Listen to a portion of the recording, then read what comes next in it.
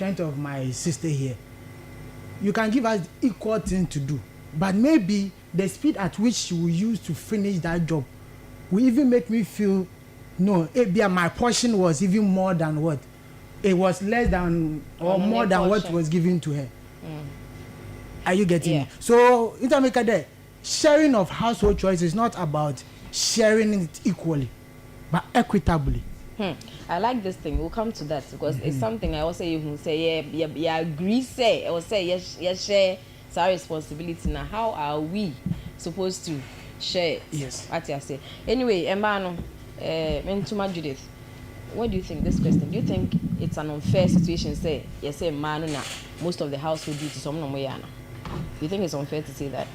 Okay, thank you so much for the opportunity given. Me dance say wama me kwenya we na ye chia ye omo a omotie nyina ye chia mo enumre kakra me de beka ho no ewo de me bra kan ye ne say when you say you can't fairness I think say oba ne bema nyina say wo oba o bema wo boa oyire ewo fia oba wo boa ukunu ewo nia oyemu a ni nyina si ho a because if you read the Bible, so we read the Bible now, we read Matthew chapter 19 verse number 5 to 7 now, it talks about unity.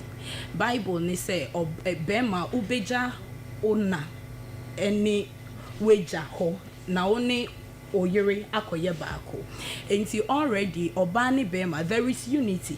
And the Bible says, say mo worry amu nyina mo beye baako, honam baako. Enti ye honam baako no. There whatever de ye beye bia no, there must be fairness. Say ye baako a adenti na mitwitwi nchensi ma, onso mitwitwi nchensi mo mboa me. Say ye honam baako a adenti na say anapama sorena se me sorena se me pra. Untimi mboa me na onhwe nkwara. Eno enso enjare ohoma me mesan so they are called Galatians chapter number 3. Galatians chapter number 3 verse 28. Galatians 3:28 e can say Bible ne say nyame mu no ye ni bibia se oba ne bema nyame mu no oba bema eye baako me bra wa say we bia me man read then I'll continue. If I'm patrol me wanna yakan Galatians chapter 3:28 verse 28. Yeah. Also there is no difference between Jews and Gentiles, between slaves and free people, between men and women. You are all one in union with Christ Jesus. Inti the me bra e kan ye no Bible ne say oba bema Jew whoever you are ye nyina ye baako ye banya me anima ye baako enti ye baako Matthew 19 verse number 5-7 has spoken about unity, and also Galatians 3:28 aka equality. It should tell us say ye bema efe say obeboa oyire wo fie because Bible na nya ka say ye honam baako enti say oboa oyire wo fie a eye wa wo honam na wo boa. Thank you. Enti eye sana e even participation, any love, unity, respect eba efie nim enti kakra me so make kan. Enti fairness na ne ya boso ko. We are talking about fairness here. Ye she dey kan yanko Bible mu na ya ko Bible because ase na critical. A che say ye quote Bible 2 cry e che say ye honam baako. When I was trying to do reading around, I came across one survey view on can say I say women do 1.9 times more work than a man. And talking about fairness and the fact that Bible ye honam baako. The issue is say na ye tifie baako. Ye didi or the same kitchen, they say in the same pot, through the same plates. Ye dam pa baako so nti be sheet baako. Aden na any pa baako said yes say or no, and now we are over cleaning or take care of all these things. Meanwhile, it's a shared something. This is where the fairness is coming in here. If I ask a one person be jail. Who say me who and you might now watch us say motor sanyu. Fairness ben bi mpa na mope e was ade wi. and they say even the creator obade no ocheche de obi ane de ma no kama okay pacho bibie so ne ehwe meba begin one wonder ba mona mko fa bible din kan de ba ye enti me pese yenko na yenkan Proverbs chapter 31 the verse 14 enti mo amwo mfante no me busam itredu asa ba ko ne chichemu eye dunan ti me kan wa ha or say she brings home food from out of the way places as merchant ships do. That's 14. Oba ho asem no. A virtuous woman. And obi akoware a virtuous woman. Nti oba odi mu no. Wo se odi aduane e de ba fie. Wankasa be ma de aduane e de ba fie. Meba yemfa 15 ne fam peso. 15 ne say she gets up before daylight to prepare food for her family. Nti meba ma me na me solid daylight before daylight. Na me fa aduane en famra na. Bet you the reason tia ancestor banisa. Now, young come Matthew chapter 10. No, Luke chapter 10. What kind verse 38 to 42 now? This story was about a year Jesus or conversity a year Mary, Mary Magdalene. Wabrana Mary Magdalene, Bible say no or no year biane, and a Mary na otie in church. At that time, Jesus church no, na mema ho. By Bible and go to say mema na year biane. It's by nature no. Eya ma said yes so mo ye aduane mo pese won ye chese ye aduane mo pese won ye chese ye nwura de yan kanesa na de na mo ken say first saying no for me from where I start me I'm not taking sides but from near okay kano that's right okay ya bobo say oba ye aduane oba ye all this yet na hey ya start conversation yan kan say enye ya say yan kan say enye first saying it's not fair say ni na ba nipa ba akoso ye dia ne say nka mo nso ye mu kakra eno anu no and make sure nature no singing Gina are we not singing the same song nature no achichem pepepe ye fam be pem hwe ye dia ne say ye ade ne ye ba mo nso ye mu kakra that is see we are not saying say mamma ye mboa mo but enye nhye ema yen say because say unu aduane ohoro nyoma enti by force na be ma no wakọ bre na oban by force na ombra mekoro nyoma because obre Gina dey can by force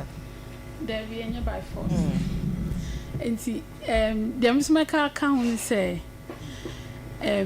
traditionally no tete pa no na roles no they were defined oba sedie any obema sedie na ewo ho na sa issue of fairness ni sa niamaniama we na enshare that mass why because menya sure say sa roles ni kra ache me say me mama no a housewife na wawo ma 5 nti na me papa e no kọ edwuma e kọ peskaba e na me mama ehwe yen anopa osori a odware yen ode yen ko school ni sanemanam in that situation me hu da say me ma me beka say ebia me papa mbetwitwi chansi ma na bibi because omo asede no eda ho obie nim de e woso ye and I believe that titi no sa na netie but de ye kan say sisi ano entisa titi no na mema no ekoye dwumaden ekoefuom ni sanemanam eba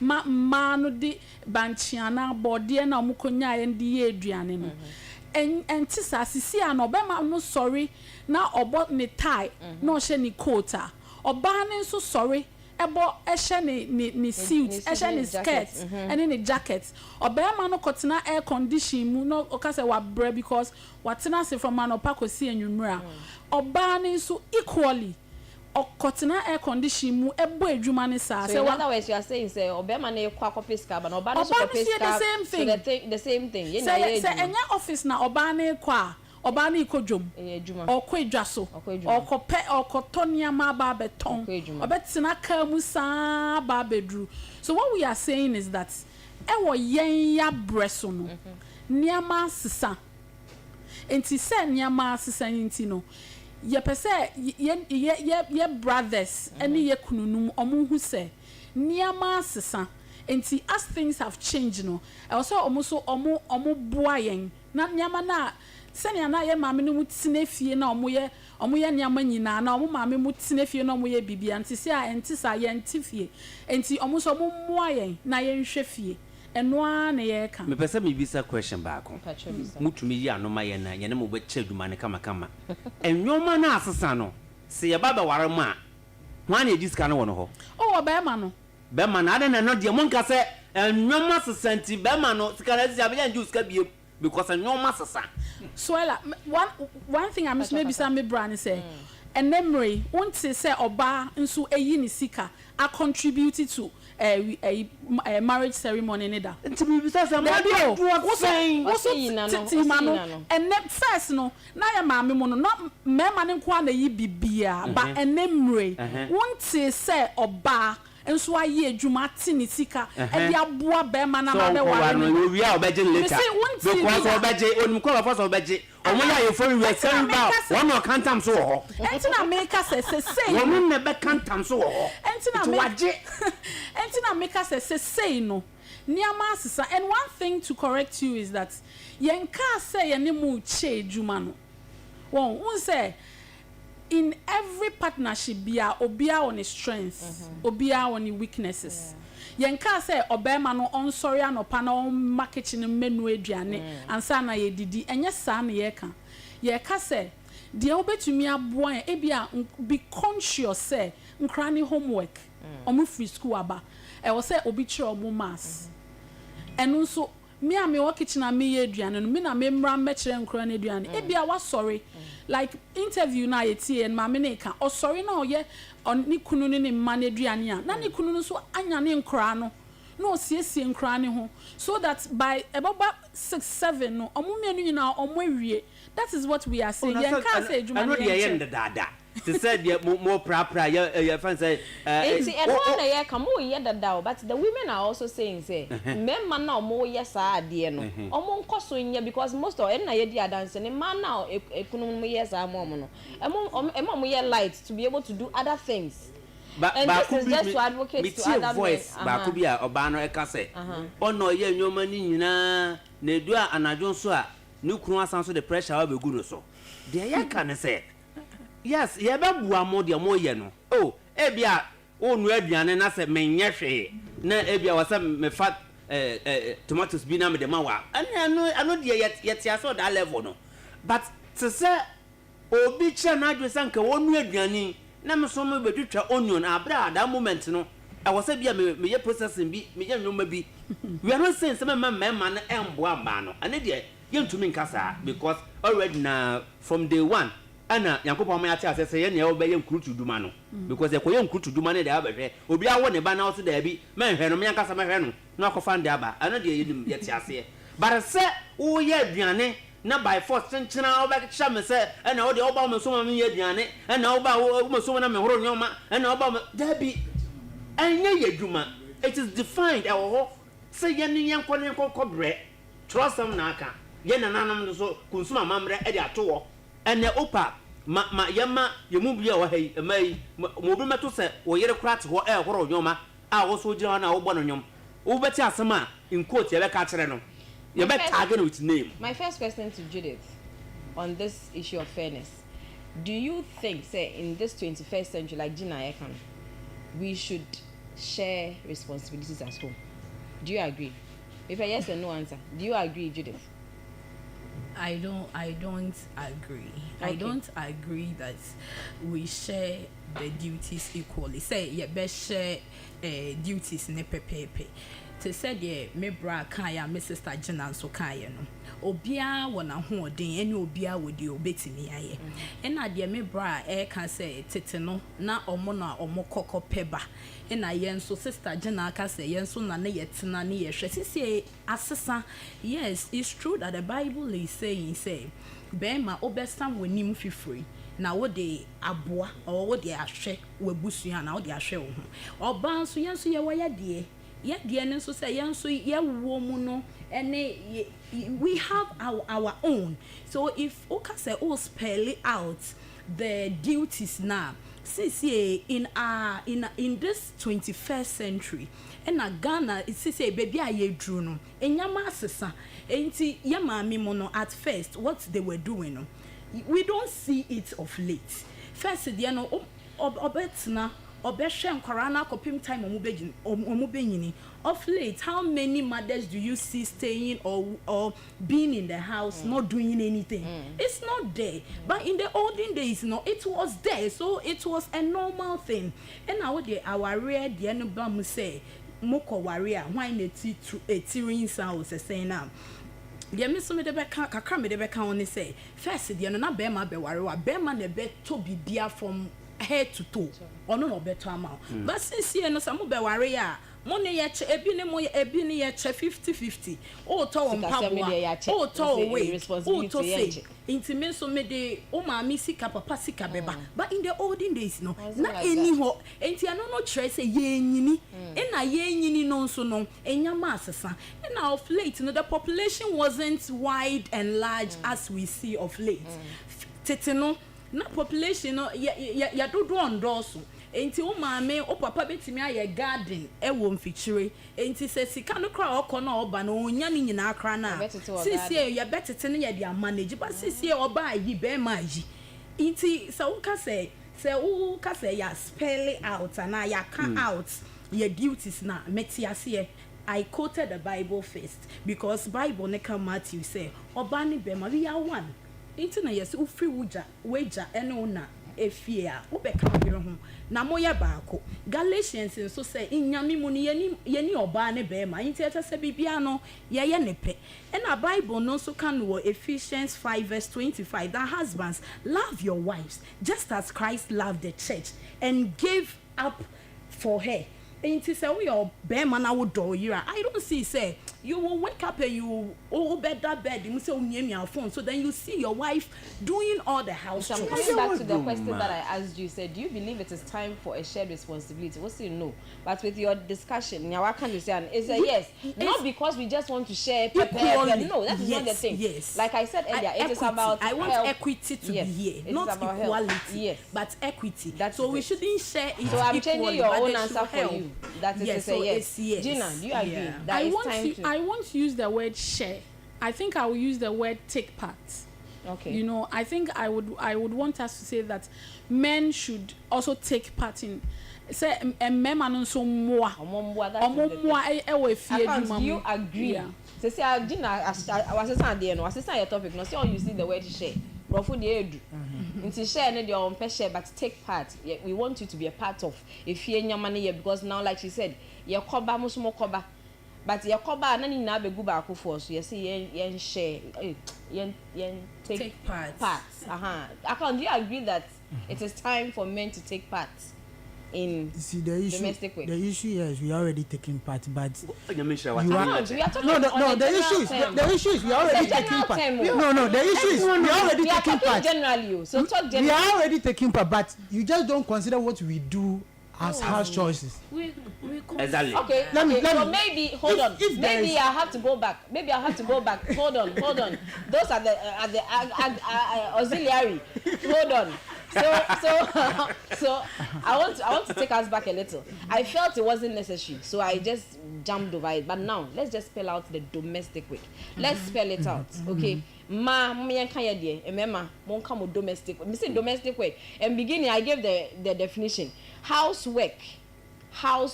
Into ma me be 3. What are some of the house work that you do at home? Hold on. Oh, I can't. Statements are making anything now.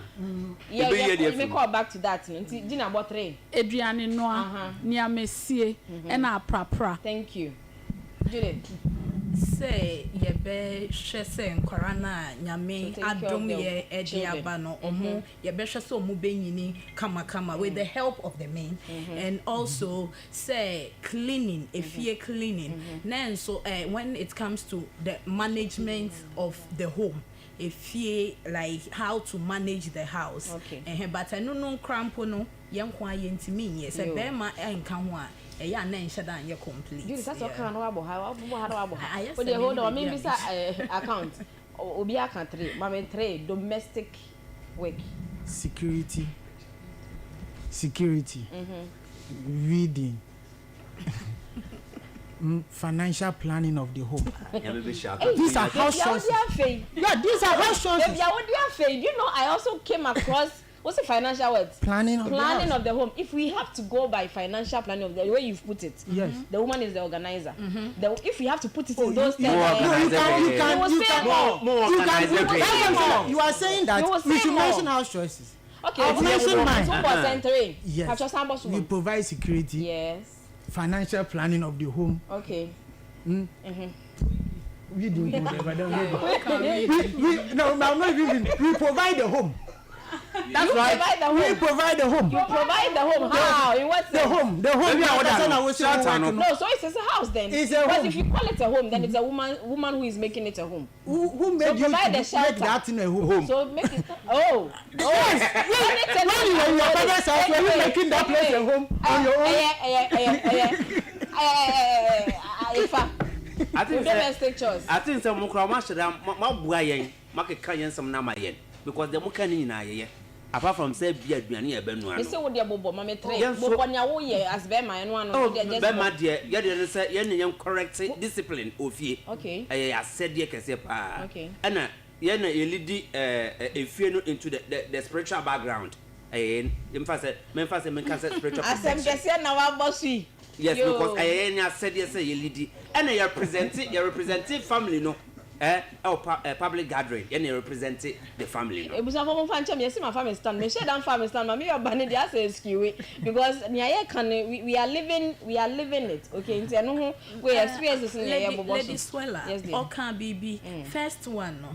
Or say yebe mama say Nkara no ebe yeah you're correct so correct but so we are in a time that even the men no ye hia mo say mo correct Nkara na ye hu because of what you people have been doing we decided ye nyina umbe say ye nyina ebe say abom that's right because stop the house no in the olden days mo say mo correct papa na mo ba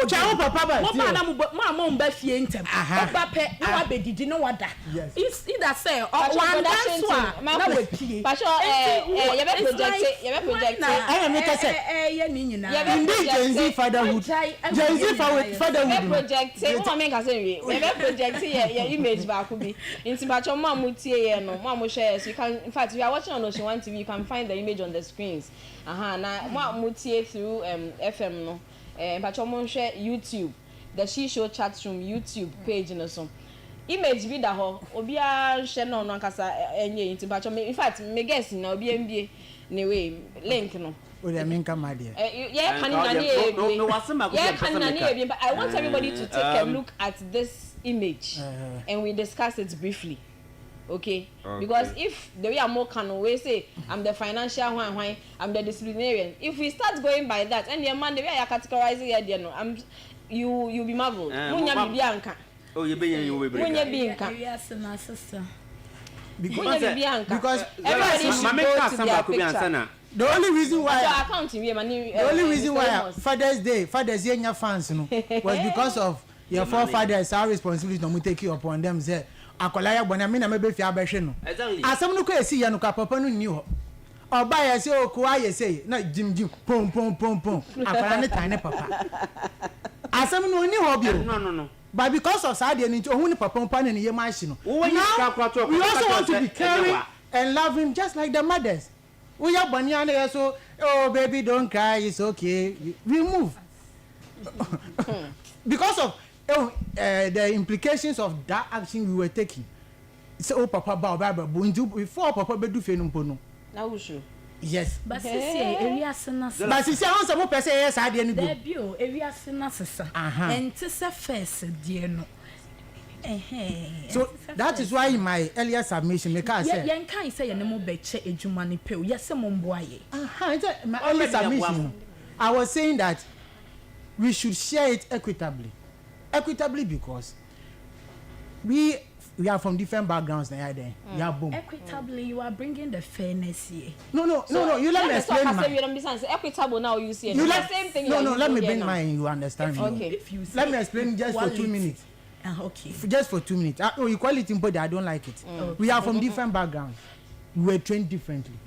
Are you getting it? We are doing different jobs. We go by different setups. So no, I believe if we are considering how I was brought up, the time I have in sharing these house choices, that would be far, far better than we saying that, oh, you can do this, let me, because remember, house choices are not just singular items that we are just bringing them together so that it will form a unit.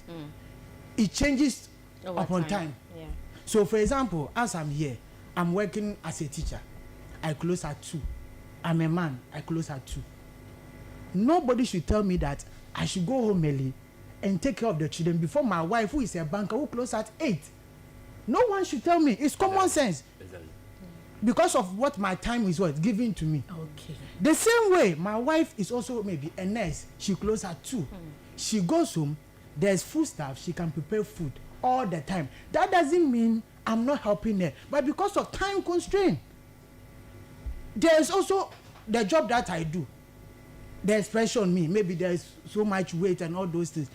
The fact that we can sit and discuss these things so that we can take some of these responsibilities is better than saying that, oh, I'm a woman, I'll cook, I'll do this, I'll do this. No. See, as my sisters were saying before, they are the people who cook in the house. Now they go and they also bring. My question is, has it changed that the man is responsible for the house rent? Has it changed that the man is responsible for the provide. No, I'm not saying you don't provide. Maybe said that. Since I'm based on so since our confess work with Juma 6 to 6, no what back. But a change of fact in there still being or do OTS school fees. A change of fact in there rent to being or do yeah. All they are saying, if I get them, is the fact that, like Dina said, yeah, you see share. Okay. Yes, that was Dina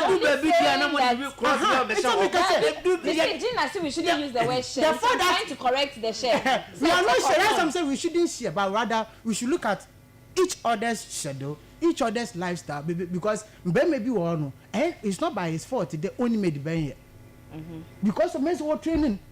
It's only made the ben into me culture. Papa Abenkwan. I don't know him yet. That is the truth. Only me yet. So only me no. But too much change. Oh, on the man, boy man. If you do mal about come market na to tadam nyaman. Or no but to my.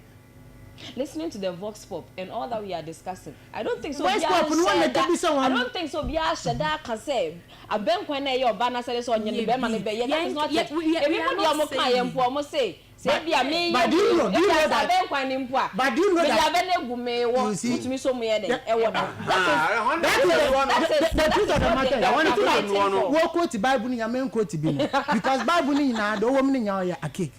Because a cake. No, it's not a cake. No, I'll do one I change with them. But every factor there. The men can correct yourself. That the Bible is not okay. The Bible is.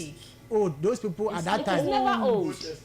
You don't go there when they're long. Okay, let's say forget about it. It is not repping the current Gen Z. My issue is simple.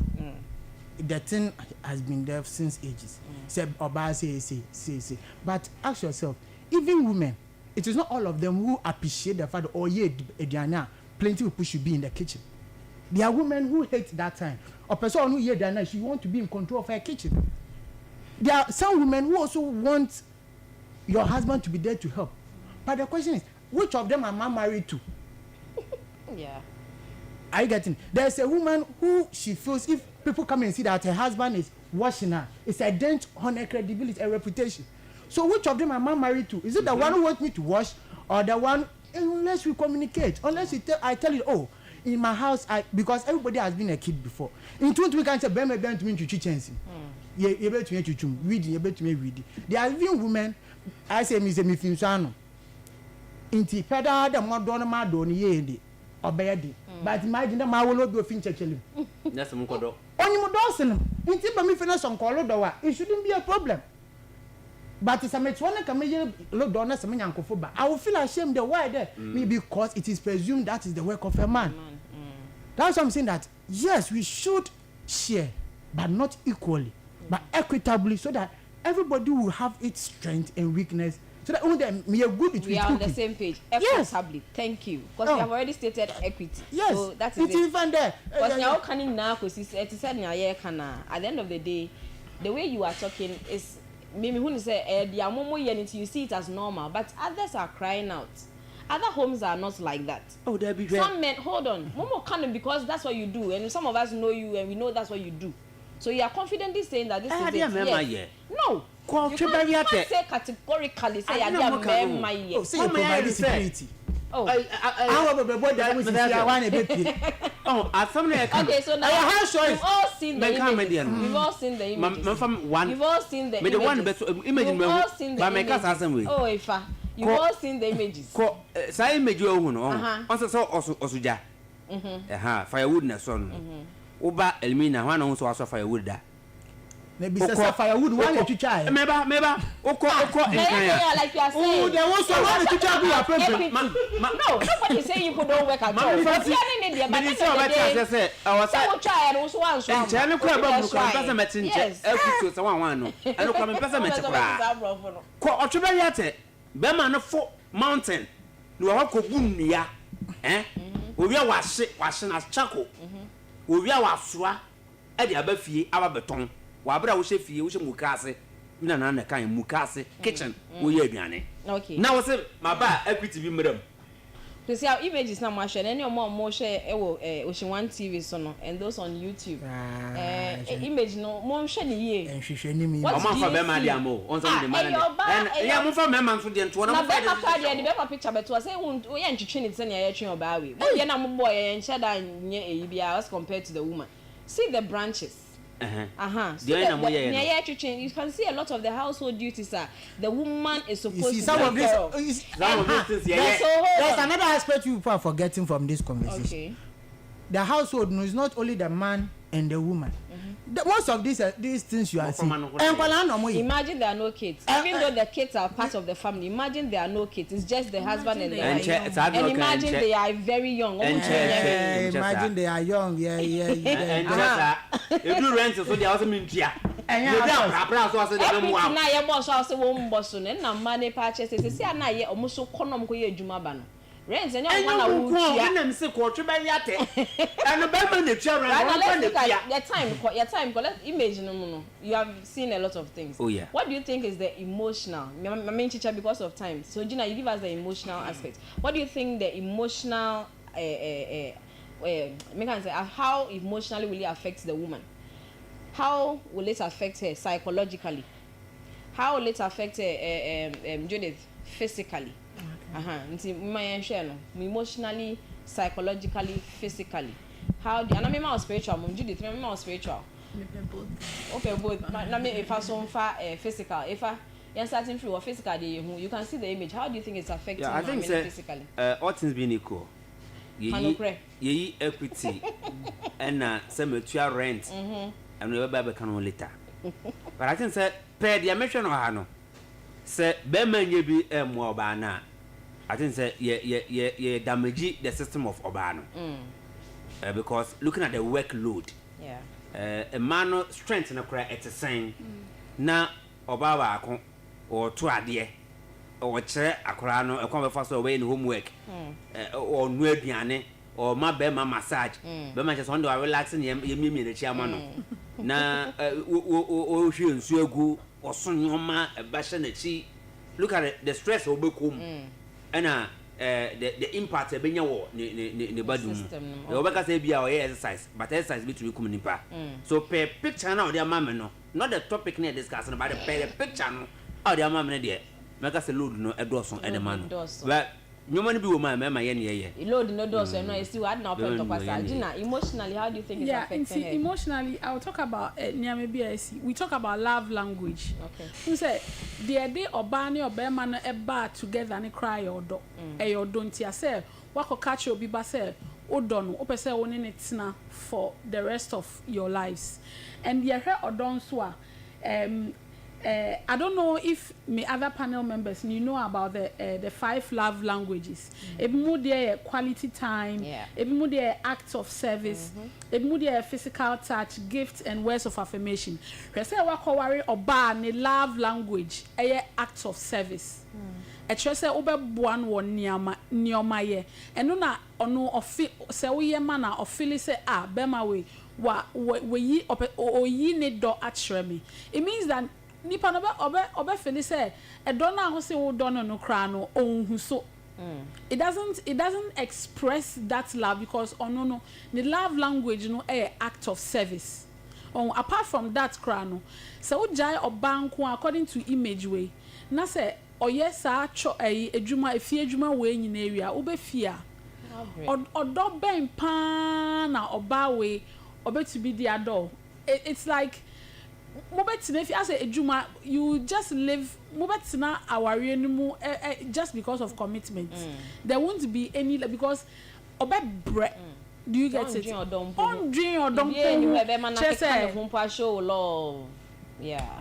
So what I say and she say if say oba no ni love language out of service I say when you na makra. Okay. And I think that senior na also me uncle Efa eka say oba bi o ha omo complaining say bema wunye say me I strongly think that some of these women maybe their love language is acts of service. And in this discussion na you know yenka say moi mana oma dia to omo hu se omo de omo pese omo tinefie na omo hwefie na omo kunum ko adwuma ekoye full time ediska ba no yen kan say we are not condemning them say ebi omo na fofo konti omo nso nko we are just saying that mani bi ohwo a omo kunum ko a omo nso ko and asam ma no omo usu say in addition to adwuma na owo so omo ko adwuma na omo ko na omo diska befie no efie adwuma ne nso omo ye ni nyina nti omo ko mu ebu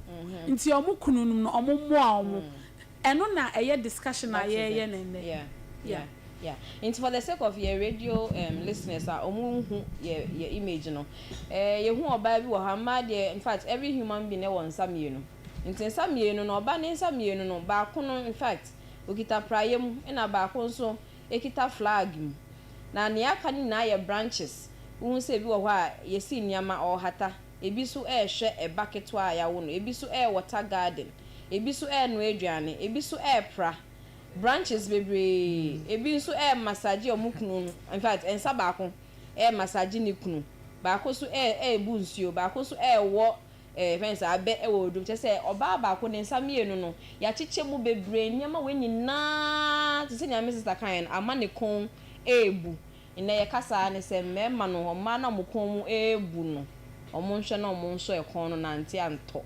That is all we are saying today. Okay, into psychologically, how do you think say we affect a woman briefly? The woman alone. Yes, please. Yes, I didn't mean to be because the woman alone, we have a problem. We have a big problem because we are not trying to discriminate here, but this particular I'm not saying we are discriminating. I'm saying okay, yes, the woman doing the house or the cooking, yes, you go under a lot of mental stress because mostly you are the one spending more time on these activities. I like what you said. So you have agreed that we are the ones spending more time on these activities. My sister can say, okay, Bibi said, those of you who are home, there be those who are more fear. That is, no, and no, I am mental because sometimes they affect you with self-esteem. Because one year she said, why I say the money before, and so I said, bear money be free, and some are more sika. Once I see bear money be free, and some are more sika. That's right. Now they are caught and all those things. And affect you one. You know what? Me and Chawano, this whole discussion is leading us to a few weeks ahead of us. No discussion. I also a course on unpaid care. I don't know how many of you have heard about unpaid care work. Yeah. This discussion is an icebreaker towards that, and I like statements na accounts kind or say or baby person to atade mpo on to me anything and to I just wa train be manaba. We have many women in that situation, and the fact is say on to me nye juma because or ye fie juma just say she has dedicated her life to take care of the kids and the home. Into productive work na Gina can one say ono so be pie say o ton ade so okwa adwuma say adwuma no onye bi yempo na we nya sika mpo de ato ni bottom. And some women are facing this thing such that onye productive work na onya sika nhye ni bottom ni ntino sebi pad mpo ontumi nto na akobisa ne kunu se me kunu ba cha ma me pad. And some of these same men are looking down on the women because they cannot even afford pad. Meanwhile, it is not her doing. Oba wale na sa na ka kire no se onye sika fabre fie unya ka kama wu kunu ifa maybe ade ne nam de no, let's just face reality. It's a dynamic. I say Some women are actually suffering. Conversation be wrong. It's better we advocate for, like, we should find another word to use because your statistics raises some topics. So yeah, there are a lot of men who are under depression, low self-esteem. Would they work on campo? Imagine Bema, ne try ne kasi on ne ye waka na Bema ni nika. Imagine that scenario. Bema na wu Kagu ade ni. Oh, you waka say you wa. Bema mama was sisi awo. Bema mama was sisi awo kase. Na member ni wudi amba no. But you know what? Women take all these things and God has given us something special that makes us contain all these things. I'm more pressure kakra na mo for. If levels 10 are home, if area no campo, it will be nothing. Say member of frustrating bad because of let the levels 10. If it turns, you oba always ikasim bema. Into would ya opia, let's do an experiment. In bema na yentine fi. 1 month pe. Na bibia ko di balance. Bomu aware begu within that span. And bema mbe commit suicide. Omo ambe bodam. Yes. Mbe commit suicide because of munye adwuma na na. Hey sister, se bema nya adwuma. Oba hwe no. Oba hwe no. Hey, no betuma na nte. Okay, so that one is another thing. It's because the mental stress there so bema bia from 1st January to May. Nitina ya correct. No so money nam krom bin so mo kasa. Stress because ordering rent, ordering school fees, ordering feeding. But do you know anyway, omo be kasa on the side. Ninga house choices are you. Oh no, house chores, domestic work. Unpaid. Unpaid account come in tiasi. Ye na wunya obi so be bia ma no wo temi wo de ani so unpaid. Na me de ojai. Na nkwala na mo fe na mo so mo proper no yetu amuka. Gina, when we be ade na kika kono. Ade ya ka no mo ti ase so much that they just want to hype the fact that we are not downplaying it too. Like Gina said earlier, we are not downplaying. And are we downplaying what the men do? We appreciate our men. You started with girl child education. You started with about feminism. The issue is, as much as you want to downplay the effort of men, you don't use that word. Don't put this downplaying. It's not downplaying. Let me tell you who Kukoma was saying.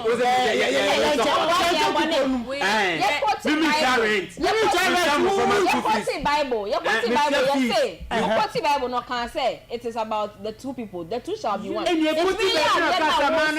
Because no, if you love, because the Bible na me person me come because me come you bring chapters be fighting against the mankind. It's not about fighting. It's a word of life. And I can't choose which one you want to use at which time. Please stop. Okay, I know I'll talk about the spiritual okay. So thank you so much. I me person men can say we are not yen kind say money yen che ejuma ni mu pepepe yen kansa but ye kase momboaye and sisi yan so no sisi this 21st century na ye wono yemba ni bi eboa enti yese momboaye yen kan say money yen be ye aduane it said the mo mienu no mo kasa you are always talking about cooking. Apart from the cooking, can't you do any different thing to support a woman in the house? And I think yen kan say mom pra. Okay, we say anapa kra no say oyiri sorry na opra. Enkwara no you betimi adware. Yeah, you want the end the and then normal vibe. Adware omu wi a. So why you can feed the kids, you can dress them. Dressing you now who quit you man. Now they call Send your pay your bed. So of the when you now can domestic work, you know, we are not only talking about cooking, even cleaning. It's a Saturday. Or you any maid. Say in the olden days, you know,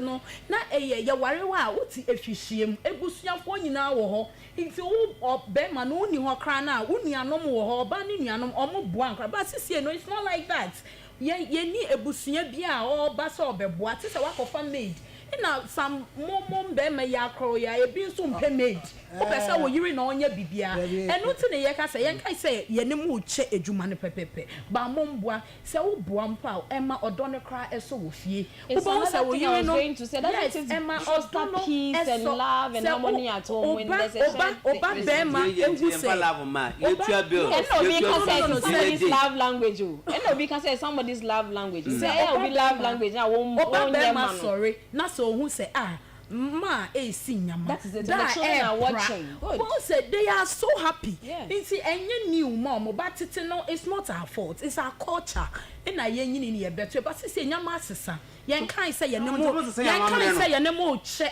edwuma ni mu pepepe yese mo mboaye ena mo boa na nye aduane ye nko a even cry say wa ye aduane na wie na wa bra yese husband love your wives just as Christ loved the church. It is so do you know why you journey we are you can feel say may you wa break.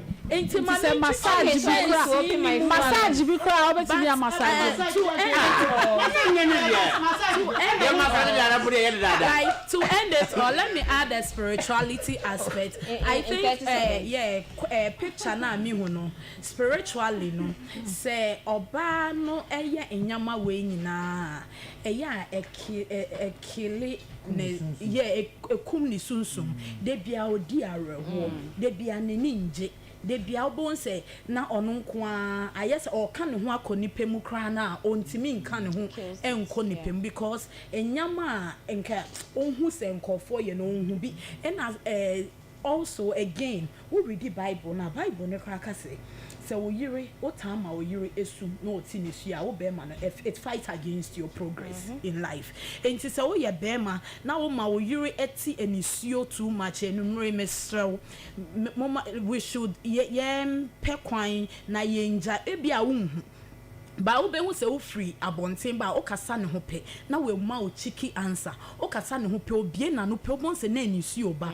e wo se wo hu se ne sunsum ne bibi ha no enti mesrew se wo ye be ma na o pe se onkoso e wa brabom na de wo ye bia enkotene ne na wo yire enti me fa ne mpaibo en support wa mesrew ma ne ninje ena ne nije na ye pa ne se ye nkan se ye na mu che adwuma ne pepepe ye se mo mboaye na mo boaye a ye nije a ye be fi yakome ma bompaya amamo na de mo ye bia nso e di nyina hu nya me ma bompaya so ma bompaya wo hu women na obisi e yonte ase ma me boa ye be bie phone lines no ntimesre mo do you agree say oba de nije na obompaya nyankopon ti ana it's in the Bible oh yes ye be quote am ye hwe scripture no ntimpacho nya ya kan nyina mu no I don't know what you are also thinking more suggestions or questions pacho omoya krado ye nyina ye ready say betimu you can call us on 0557 036562 0557 036562 and at 0509161700 0509161700 okay before the callers come in ye kan productivity ho asem se nka ye mo boa ye wo fie na dia na ama oba no so nya kwan akoye na dwuma wa bonten something to give her some small income obenya sika bi ahye ni botum. Now in my research I realized that productivity within the economy once increase economical with GDP it increases our GDP. We have to the accountants into GDP no say mu cheche mu ye.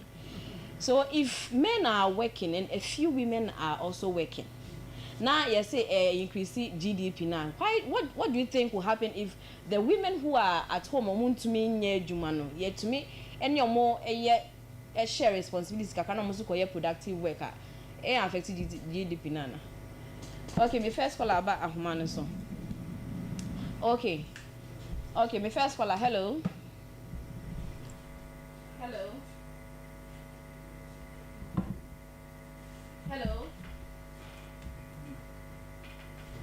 Hello. Okay, Pacho, production team, Hello, good evening. Yeah, hello, good evening. Pacho, didn't baby our faith.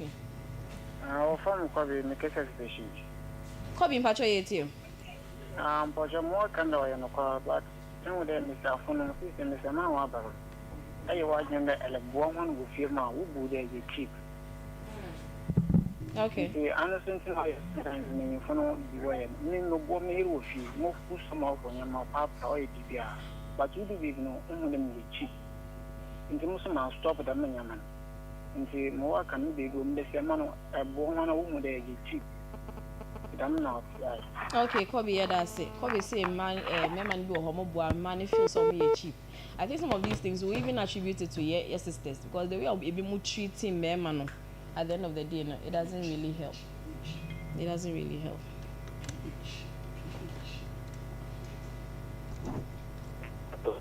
Hello. Good evening. Good evening, Pacho. Didn't be afraid.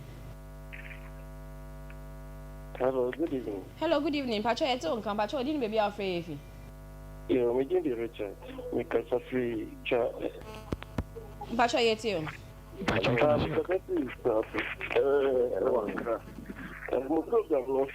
Manager of Yeah, that's a program on the season a bit more. Now, I did that when I said, yes, we should say the Mukutu Bible. Because the money is ready, okay, then the Bible says about that the way man of work. Okay, a human is the man that owes the work. So women comes in to help. You understand? But it's like our culture and the way we bring up our children also affect us. Because so every man Ijari no man senior jadi. What we need jadi ni man so. Ni aja nemala. In this happened we know the warrior. If you are the man there anything, the person is a head down. What is? Okay. My next caller line is so. Hello. Hello. Yeah, hello, good evening. Pacho, didn't baby afraid. Hello. Good evening, sir. Hello. Hello, good evening. Pacho, didn't baby afraid. My first is Bawi. Your friend is the great lion that came the world. Bawi, okay, Pacho, it's you. But most program now more you know, fine power.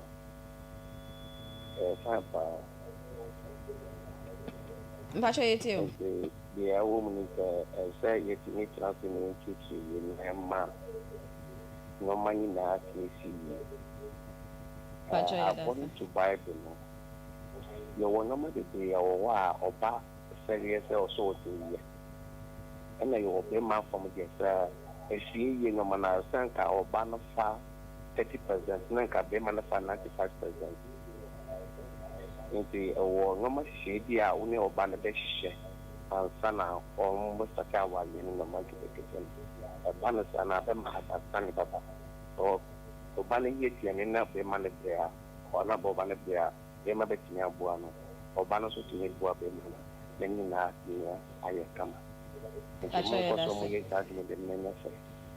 that's in Yamin Shamo. But over to me, so after 0557 036 562 0557 036 562 and 050 9161 700 050 9161 700. Ofra, over to me, Edward Drintre Abba. It was for yeah, to us as we wait for our callers. I was talking about GDP. Say ma, okay, the next caller. Hello. Pacho, good evening. We didn't baby afraid if you. Good evening, madam. Pacho, you too. The movie in there, may you fly a 1,000 in my way. That's I do that. Give you man.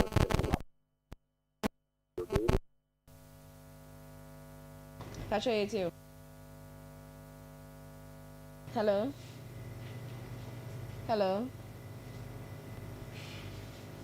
Okay.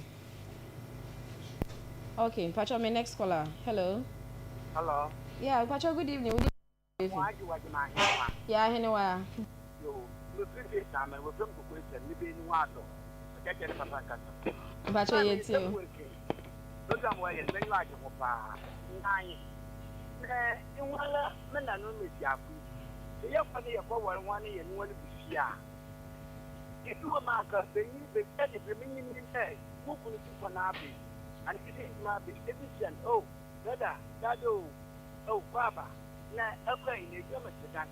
Then you need to know. There will be a wire and a waka.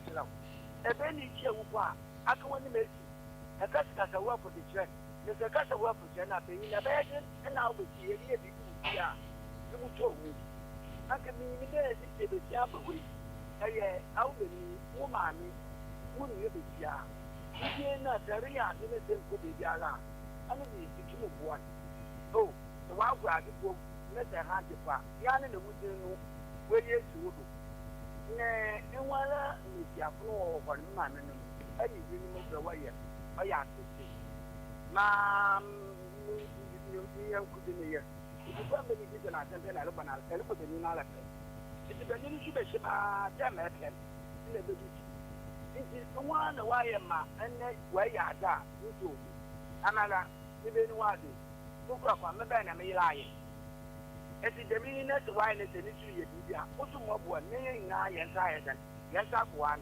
Then when I nominate the beginning of the apple, the yam and you follow to the beginning yet. Bacho yo. Yeah, that's in Yamin Shaw. Time into your last call about so 0557 036 562 0557 036 562 and at 0509161700 0509161700. Men kai mo ya ana mamin kanisa me wan bebre ya support what we are saying though. Now must see yenchen so the men know that you are supposed to support. Brothers are afraid. I don't. Why am I answering before you watching the TV? Watching the TV? Why you know you do? That's why. Baba asked him, "Say you are fair, brothers. Brothers, okay, and man, we are Diani. Okay, my last call on the line. Hello. Hello. Yeah, hello. Good evening. Pacho, didn't be your faith. No, medios, because of fear. Elmina Usumbacho you. You, I'm sure my program come up papa. Na, the woman is na Mubra as I work out in Canada and just and the man we are saying, as I said, my Yabura. I am part that you say Yabura. But the person as I say, it has to be society. First, you know, so we for warrior. You are for Brumba, who knew mobile. Now, Mammy and other power for the warrior, but in the Western Band, she can support our. And where you won't know who, because all those girls support our warrior, or meaning they don't call you over there. We say, at the long run, you will suffer the consequence. You begin not said the same, obey your banner where the noble so my warrior fear. I will not say it. Send your Proverbs 31:14 or your brand can come in. You see, I said no war, Yankupon no bone, what is in the movie, a virtuous woman, or bar or one reaction. And the Baba Warrior also my brother, no alcohol from me. At the long run, not me to not on the apples because of the India so pro bar or your day of food, not opera no where I said, the man to be known. Nti o maybe ni awo kun maybe an all your way all tumpa all you say when you say when I walk out maybe the ama o yere hukum nti what said wa ware ase okay na ye nema ware no ebi pacho ya da se yes mma ehu ya said ya wa ware mu ya yete na ne bebre na yeah oh you see the majority of the calls now you've shot yourself in the foot there be what mu said there bafu we pe na de be ye tu no dey bafu we on say mama no mo tete ade no mama beast no dey do no mama beast for no okay yam record in the final words GDP asem na mbisa no. Let's be truthful. Emani Ejuma, we know that it will increase our GDP as a country. Okay, nti yen fani na around there up nti Gina. Yes, and see, was it Tete Kwachi who said it? If you educate a woman, you educate the entire nation. And see, it means that Oba ye boa ma mema no omo boa ye ni etumi hwefie na nkra ni so ani gia they grow. It means that we are transmitting joy. That ye wuna ye kono ye nim say ye siesie ye chikama, and the people who come after us. And for my last words, make us say one of the things are minim say ya mema ne ka say mane boa omo so omo boa mana. The women don't appreciate it. I would like to say that we do appreciate it. Sure. So on this note, I would like to appreciate my husband, Dr. Enya Money. Hey. Please, we appreciate you. Doc, where are you? He's really helpful. Eba Efiejuma. Aha, he's really helpful. So, semoya dia yebeka. Bese me chese yebeka. So we really appreciate you. Ntimpacho mo aya mo amoyo no ye pamacho. Nyame aduma fiti ochine ekọ mo mbọ mo homode. That's it. Mr. Yoti. Oh, I say David, me dear, I've always maintained say household choices in there, it should be shared. And it should be shared well, so that I think because no one can take the fact to say women are wonderfully made and they are suited for certain aspects of our lives. No matter how intelligent or graceful a man is, a man cannot fit that role. The same way a man has also been programmed in such a way. Oh, and a man has also been programmed in such a way. No, so do I no be saying to me there in here. It is what to look one individual differences. Oh. Any weakness over to my ear, any strength more to my ear was wooden. You have a very peaceful and loving home. But she said, do sometimes now there, whatever the man does, no one can. But the little he refused to do, no, is what is highlighted. That is also what comes in a being so back do. Most of me them. Also them. So I think the mess of madam in there appreciate the dog. No? If the women are also appreciating us, the little things we are also doing to help the woman. I'm sure they do. The men don't see it. Abubo ateni what's Abubo ni Abubo adna what's Abubo ni. Apena. Afos aye no what's aye ni. Me ya den. Next time me ye. Ye mre ni nti sanka me bisa mo question ba. Wa na be ma hwehwe ade a ye chel said that how to me ko yi. Ye ni time. Na wo wie na ye se fa kwoto ho dia. Ebe problem. Weakness. Ya na waji. Ya fa ne sa. Would you kwoto a yes, mentality. Mentality. I mean, so for say yeah, Yo, Judith, your final words on this. Okay, thank you so much. Meda was Wakwenya Wode and Mommy and Amida me sister me brothers as a pa topic where your topic ehia say ye be ka ho asem na megidi nso say ya ka ho asem yi embe ma no de mesre e kan ne say ye kan say ye ne mo be che ejuma no pe because ye nim say mo wo ne ma ho odin betimi na ye nso ye mba no ye wo de ye ho odin betimi de ye kan ne say ye sre mo momboaye because say o ye be ma crampo no na say o boa o yire a e wo fia e de ebuo ene odo eba awari nim enti yesre mo momboaye mo boaye a enye odo ene say wo be kan kire wo yire say I love you nko but say wo boa no o si nyama o pipe fie ho ma no a o ye no e wo odo mu no o ya de o ye aduane u dware nkwara no e ma odo e be fie ho e ma nkwara no nso sua odo said this is how your culture na your kan odo a etie eboa aware ne na eboa fie and na de meka bio no say we read Proverbs chapter number 22 verse number 6. Bible ne said train up a child in a way he should go and even when he is old he will not depart from it.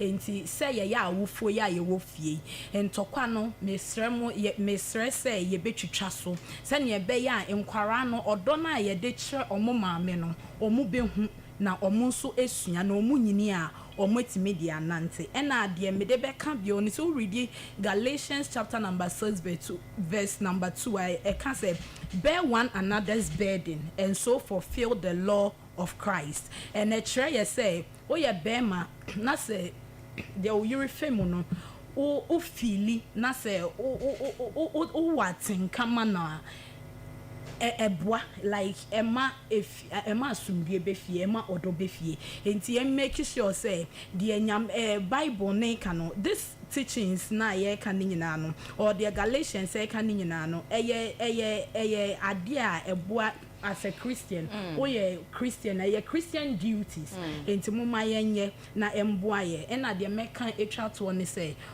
bema even Bible ne ka say o ye obi a o ye boafo bia eye tire e wo fie obi a oboa bia you become the head of the house.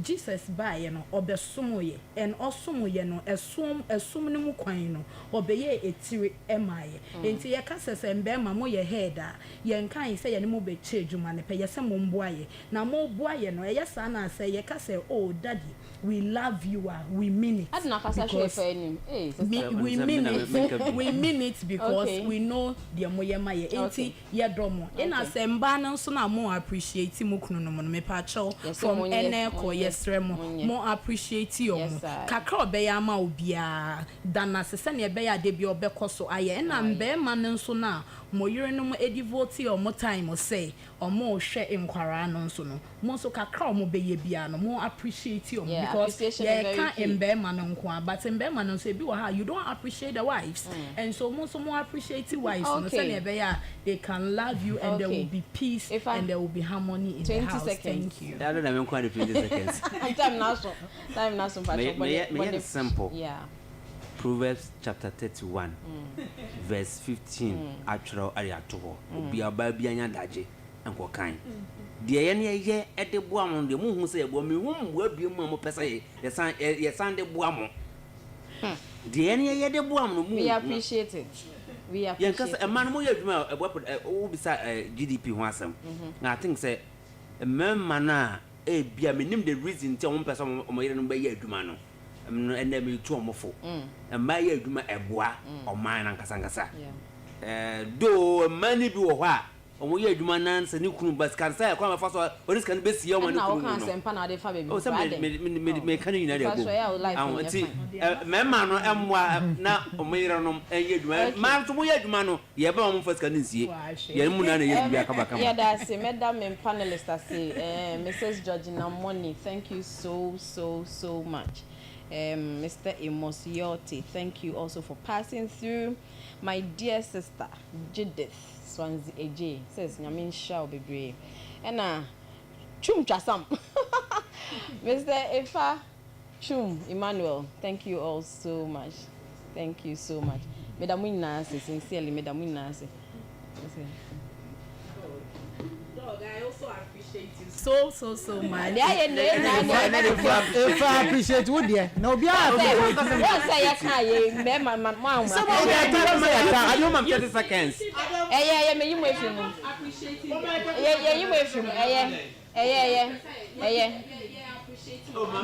So we thank you also for joining us. Mamutie ya wa Hometown 99.5 FM. So thank you so much. And Mamu share live on YouTube. YouTube they can make extra 10 minutes now.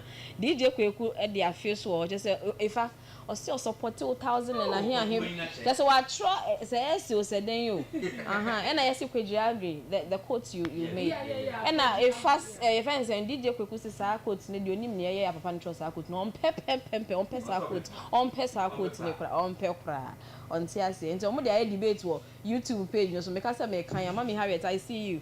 Hello to you. And Linda Sapon, thank you for joining. Lady Becklin, I see you too. Thank you for joining us.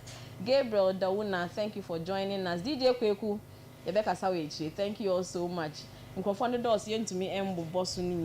Thank you all so much. Like I said earlier, Discussion Way is leading us to a series of discussions in the coming weeks on unpaid care work. If it's next week, don't miss out. I think I'd go on the bed,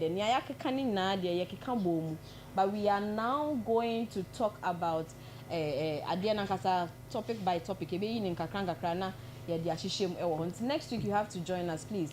Don't forget 6:30 to 7:30 live on Ahomka FM and Ocean One TV and live on YouTube. Thank you all for joining us. Thank you all my callers, and God willing next week Thank you. Bye.